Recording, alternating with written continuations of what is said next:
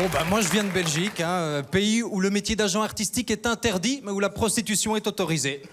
Le Belge a le sens des priorités.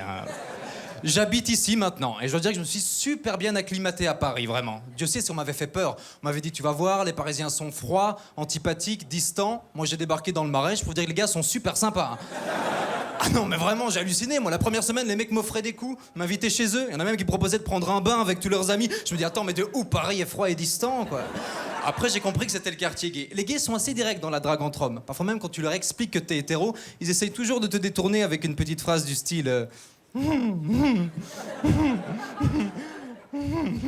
Tu dis que t'es hétéro, mais bien sûr que dans le fond, t'es homo. C'est juste que tu le sais pas encore, c'est tout. Attention, rassurez-vous, pour ma part, je ne fais pas partie des gemelles du zboob.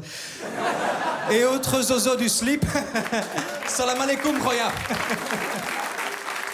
La baisse, ça avait.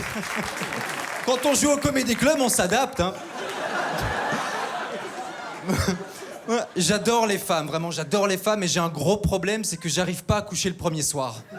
Je suis hyper sensible, je vous jure, j'ai besoin de temps, j'ai besoin de connaître la personne, j'ai besoin de confiance. Baiser, ça m'intéresse pas, sérieux, j'ai envie de faire des croisières en péniche avec elle, de faire du cheval dans la montagne, de cueillir les fraises à l'orée des bois, de traverser les champs à la nage, de sauver la vie d'une marmotte en danger, de me battre avec des pélicans, de parcourir la jungle en peau de bête, de faire un feu de camp avec des brindilles et même de faire rôtir un cactus pour me nourrir.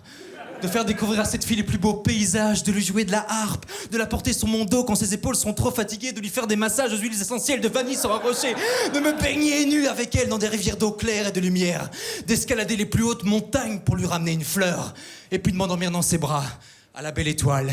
Et puis peut-être que si là, je le sens après si bonne relation, bah, de lui péter le cul.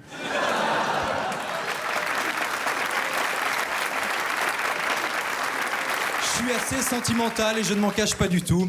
Il y a encore pas si longtemps, j'ai rencontré une fille au Quick et je me rappelle très bien ce que j'ai fait pour la séduire. Je lui ai jeté un regard et comme elle ne me voyait pas, ben, je lui ai jeté une frite.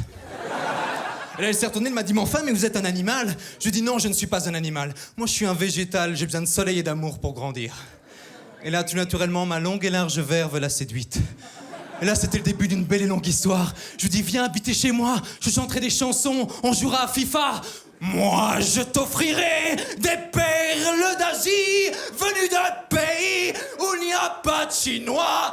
Je creuserai la mer jusqu'après ma mort pour couvrir ton corps d'algues et de poissons-chats.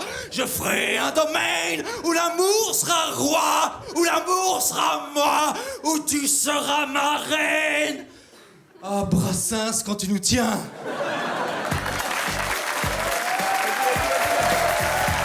C'est extrait de mon nouvel album, Geoffrey chante Pagny qui chante Brel. Merci beaucoup.